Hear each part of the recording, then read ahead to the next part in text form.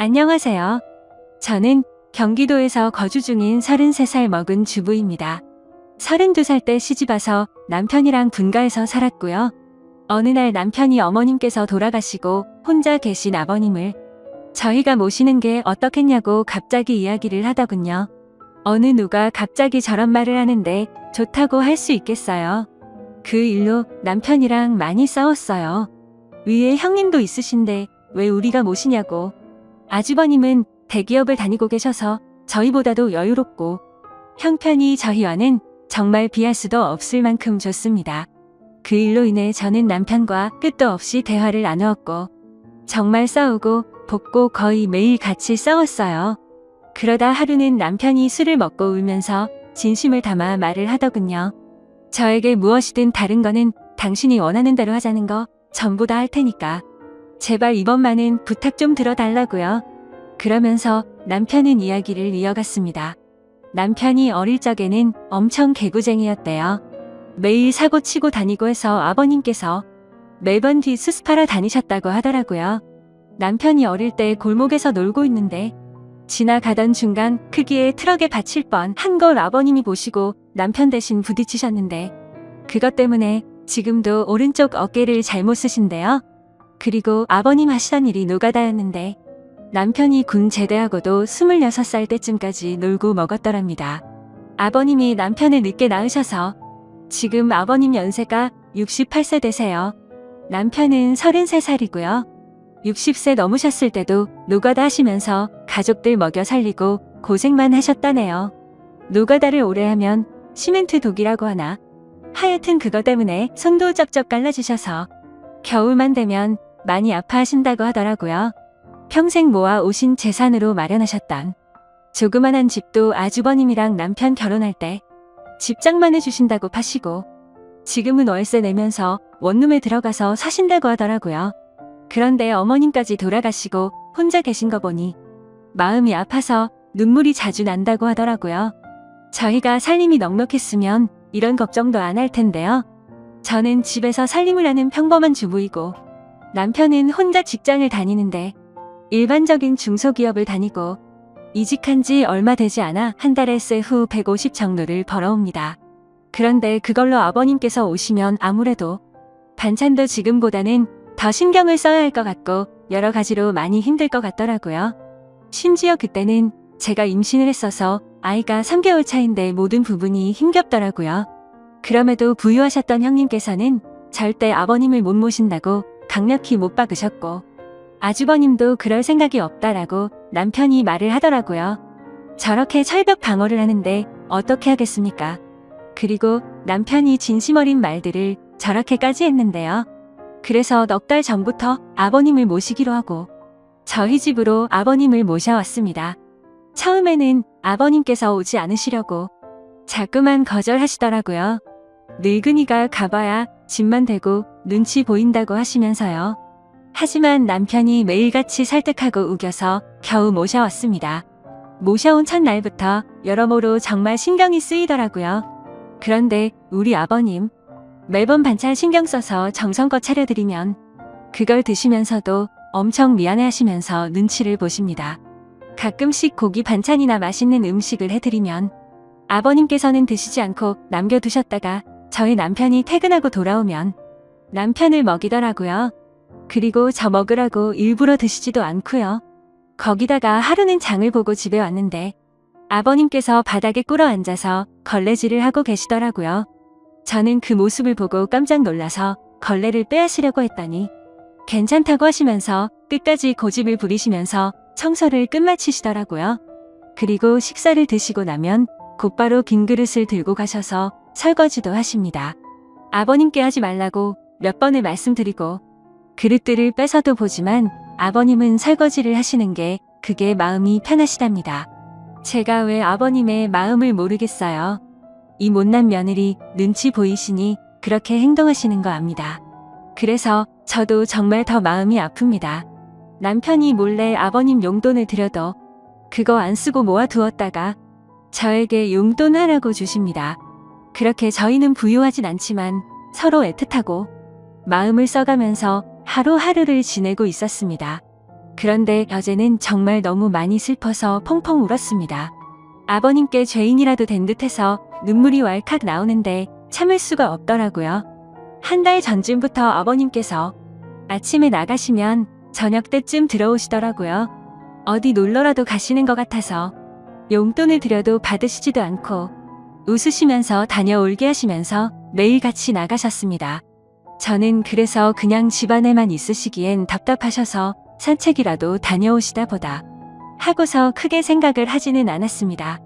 그런데 어제 장을 보러 슈퍼에 갔다가 아래층 주인 아주머니를 만나게 되었습니다.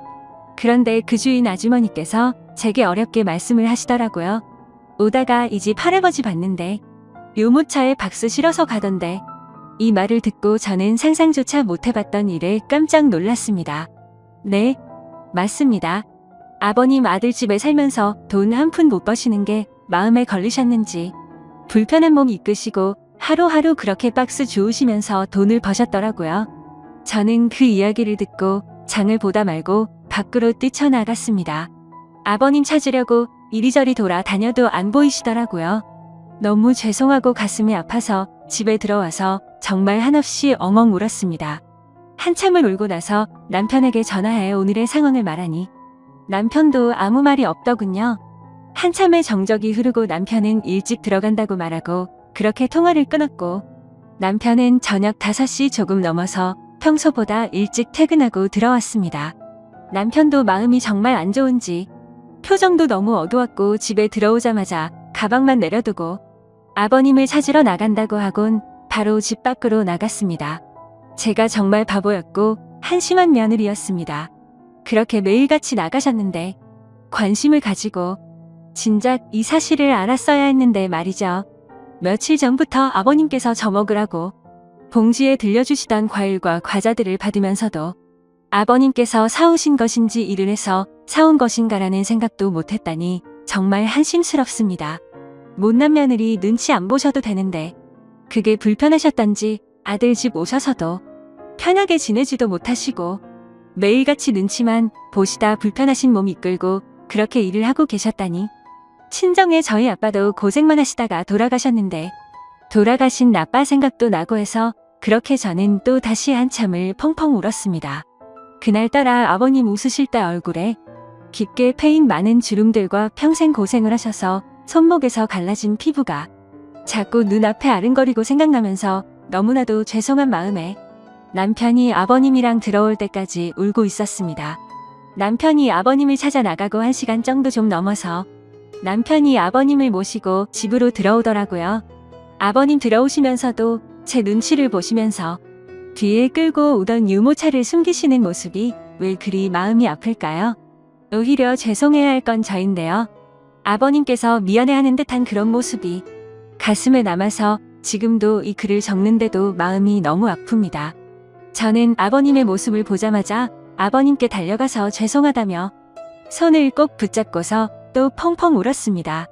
그러자 아버님께서는 매일 나 때문에 밥 차리느라 고생도 많고 편하게 있지 못하게 해서 내가 정말 미안하다면서 제 얼굴을 보면서 손을 꼭 붙잡아 주시면서 말씀하시는데 저는 눈물이 멈추지 않았습니다. 저는 그날 아버님의 손을 처음으로 만져봤습니다. 평생을 고생하시면서 지내온 아버님의 손, 심하게 갈라지신 손등과 굳은 살 베인 손에 마음이 너무 아팠어요. 방 안에 모시고 나서도 죄송하다며 그렇게 펑펑 울었습니다. 아버님 식사 챙겨 드리려고 부엌에 와서도 요리를 하고 있는데도 왜 그리 눈물이 그치지가 않던지 남편은 아버님께 다시는 그런 일 하시지 말라고 말했고 앞으로는 제가 더 열심히 일해서 벌면 되니까 그런 일 하시지 말라고 아버님께 확답을 받아냈습니다. 그렇게 이야기를 끝마치고서 3명이 오순도순 모여서 함께 저녁을 먹었습니다. 밥을 먹는데도 아버님 손을 보면서 자꾸 가슴이 아프더라고요. 오늘은 어제 일도 있고 해서 남편이 연차를 내서 쉬는 날이었고 저는 아버님 모시고 시내 나가자고 남편에게 얘기를 했습니다. 그렇게 저희는 다 같이 시내에 나갔고 날이 좀 쌀쌀해져서 아버님 잠바 하나랑 신발을 샀습니다. 한사코 괜찮다고 하시더 아버님께 제가 말씀을 드렸습니다. 자꾸 그러시면 제가 아버님 눈치 보여서 힘들어요. 이렇게 말씀드렸더니 아버님께서는 고맙다고 하시면서 받으시더라고요. 그리고 집에 아버님 심심하실까봐 케이블 TV도 신청했습니다. 아버님께서 스포츠를 좋아하시는데 오늘 야구 방송이랑 낚시 방송 보시면서 너무 즐거워 보이시더라고요. 조용히 다가가서 아버님 어깨를 만져드리는데 보기보다 정말 왜소하시더라고요. 제가 꽉 잡아도 부서질 것만 같은 그런 아버님의 어깨. 지금까지 고생만 하시고 자식들 뒷바라지 하시느라 평생 헌신하시면서 살아오셨던 아버님의 그런 발자취들이 느껴지면서 저는 또 마음이 아파왔네요. 남편한테 말했어요. 저 평생 아버님 정말 친아버지처럼 생각하고 모신다고요. 비록 지금은 아버님께서 불편해하시지만 언젠가는 친딸처럼 생각하시면서 대해주실 때까지 정말 잘할 거라고요. 마지막으로 아버님, 앞으로는 제 눈치 안 보셔도 돼요. 제가 그렇게 나쁜 며느리 아니잖아요. 아버님의 힘드신 희생이 없으셨다면 지금의 남편도 없잖아요. 그랬다면 지금의 저와 뱃속에 사랑스러운 손자도 없을 거예요.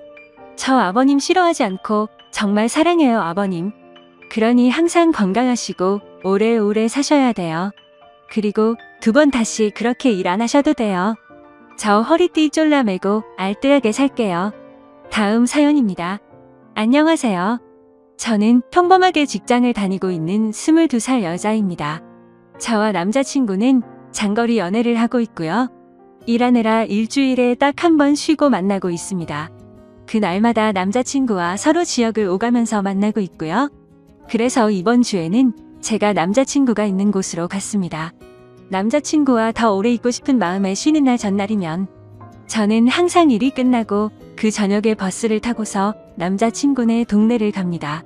남자친구가 절 혼자 두기 불안하다고 찜질방에서 자도 되는데도 불구하고 일부러 돈을 더 들여서 남자친구의 집에서 제일 가까운 숙박업소에서 저를 재우고 남자친구는 외박이 어려운 처지라 자신의 집으로 갑니다. 결론적으로 저는 혼자 그곳에서 항상 잠을 잡니다. 요번 주에는 가서 남자친구와 오랜만에 치킨과 맥주를 먹었는데 그날따라 맥주가 술술 들어가더니 나중에 정신을 차려보니 술에 좀 취해 있는 상황이었습니다. 남자친구는 항상 그랬던 것처럼 저를 재우던 모텔에 저를 재우고 남자친구는 집으로 갔고 저는 자기 전까지 계속 카톡을 하고 있었습니다. 그런데 갑자기 밖에서 누가 계속 노크를 하는 겁니다.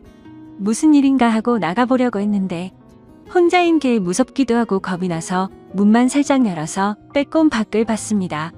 밖을 봤더니 옆 방 앞에 모텔 아르바이트생이 있던 겁니다. 모텔 아르바이트생은 아저씨였고 저는 혼자인데 낯선 남자가 있는 것에 겁이 나서 문을 황급히 닫았습니다. 그러고 나서 남자친구와 카톡을 계속하면서 이런저런 일이 있었다고 얘기를 하고 자려고 침대에 누웠는데 누가 다시 똑똑하는 겁니다. 이번에는 열지 않았습니다. 그랬더니 모텔 방으로 전화가 오는 겁니다. 그래서 모텔에 무슨 일이 있는 건가 하고 전화를 받았습니다. 그랬더니 맥주 가져다 드릴 테니까 종업원 가면 문 여시라고 하는 것이었습니다. 항상 여길 오니까 주는가 보다 하고 별 의심 없이 문을 열고 받았습니다. 맥주를 냉장고에 넣고서 다시 침대에 누워서 남자친구와 카톡을 하면서 맥주 줬다고 얘기하고 남자친구는 저에게 앞으로 누가 와도 문 열어주지 말라고 내일 아침에 병원 갔다가 바로 가겠다며 얼른 자라고 하고서 카톡을 끝냈습니다. 그 뒤 잠들기 전에 TV를 틀었는데 컴퓨터와 연결이 된 PC가 바로 떴는데 성인 영상이 나오더라고요. 근데 그때 때마침 모텔 아르바이트생이 열쇠로 문을 따고 들어온 겁니다. 저는 이미 술이 좀 취해 있어서 그때는 그 아르바이트생이 문을 따고 들어온 줄 모르고 문이 열려 있어서 들어온 줄 알았습니다. 자려고 침대에 자리를 잡고 누워 있었던 저는 그 사람이 들어오는 걸 보고서 놀라서 침대 모퉁이에 앉았고 급하게 TV 채널을 다른 거로 돌렸습니다. 문제는 그때 술에 많이 취해 있어서 기억이 중간에 몇 부분이 나지는 않지만 왜곡되어서 기억되지는 않았습니다. 저는 채널을 돌리고서 무슨 일이시냐고 했고 그 사람의 대답은 기억이 제대로 나지를 않습니다. 그 사람이 아마 필요한 거 없느냐는 식으로 했던 것 같습니다. 저는 그 사람에게 나가시라고 계속 말했습니다. 그러고서 그 사람은 저에게 그냥 보시던 거 보세요. 이러면서 제가 들고 있던 리모컨을 빼앗고서 채널을 다시 돌리는 것이었습니다. 너무 겁나서 계속 제발 가시라고 계속 그랬더니 침대 모퉁이에 앉아있던 저를 눕히려고 제 다리를 만지는 것이었습니다. 저는 순간 겁에 질려서 그 사람의 팔을 치고 남자친구 곧 올 거라고 그랬습니다. 그랬더니 그때야 가더군요. 제가 술에 취해서 기억을 못할 거라고 생각했나 봅니다. 그러고서는 겁에 질려서 모텔 방 밖에 조그마한 소리만 들려도 놀라고 식은땀 나고 잠도 계속 못 들고 다급하게 남자친구에게 카톡하고 전화했는데 남자친구가 배터리 가는 걸 잊어서 휴대전화기가 꺼져 있는 것이었습니다. 그래서 저는 너무 무서워서 그 방에서 나서지를 못했고 뜬 눈으로 계속 밤을 새우다가 아침 10시쯤에 잠이 들었습니다. 남자친구는 아침에 제 연락을 보자마자 급하게 모텔로 달려왔고 제가 자는 사이에 계산대에 가서 CCTV를 보고 아르바이트생에게 따졌지만 저에게 그랬던 아르바이트생 아저씨는 교대 근무가 끝나서 집에 간 상태였고 그 일이 새벽 6시 20분쯤에 끝난 일인데 CCTV는 메모리 문제로 6시 30분부터 녹화가 새로 되고 있었습니다. 주인은 없는 상황이었고 낮에 일하던 아르바이트생은 아무것도 모르는 상황이었던 거죠. 그래서 그 아르바이트생은 그 알바 아저씨를 불러냈습니다. 저는 무서워서 나가지를 못하였고 남자친구 혼자서 아저씨에게 가서 얘기했습니다.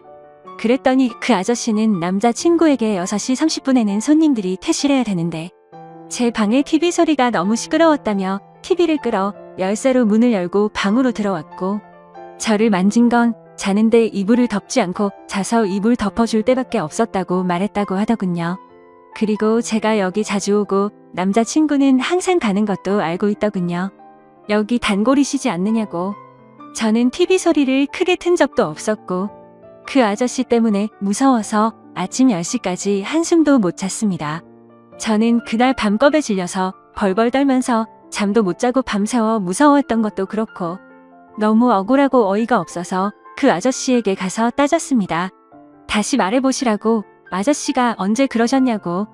그랬더니 도리어 그 아저씨는 자기가 언제 그랬냐면서 그러는 겁니다. 제가 술을 마셨어도 기억을 다 하고 있는데도 그 아저씨는 제가 술에 좀 취해 있던 것도 알고 남자친구가 갔다는 걸 알고서 계속 거짓말을 해댄 겁니다. 저는 더는 말해도 안 통하고 자기는 그런 적 없다고 할 것 같기도 하고 사실 이런 일이 처음이고 너무 당황스러워서 얘기하다가 눈물이 나와서 혼자 밖으로 나갔습니다. 경찰서를 가도 심증은 있지만 물증이 없어서 일만 더 복잡해질 것 같고 남자친구가 사는 지역에 계속 올 수도 없는 상황이어서 이런저런 생각을 한 저는 남자친구에게 그냥 나오라고 했습니다.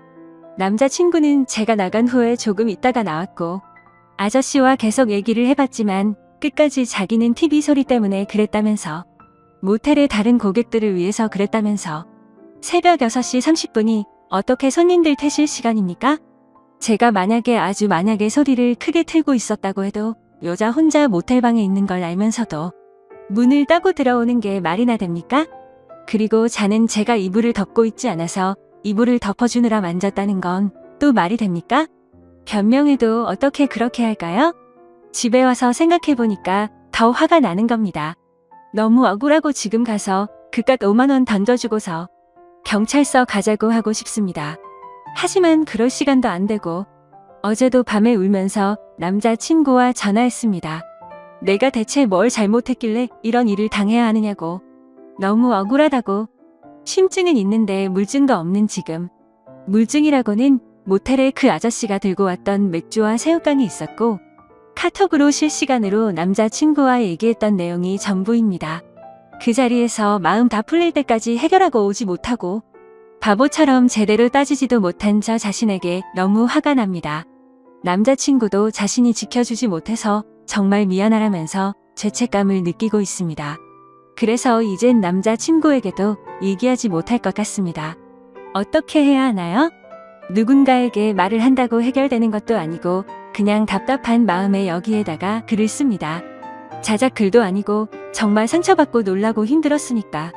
악성 댓글은 달지 말아주세요. 여자분들은 조심하세요. 찜질방은 위험해서 남자친구가 돈 더 들여가면서 재웠는데 누가 이런 일이 생길 줄 알았겠어요. 고민 들어주셔서 감사합니다.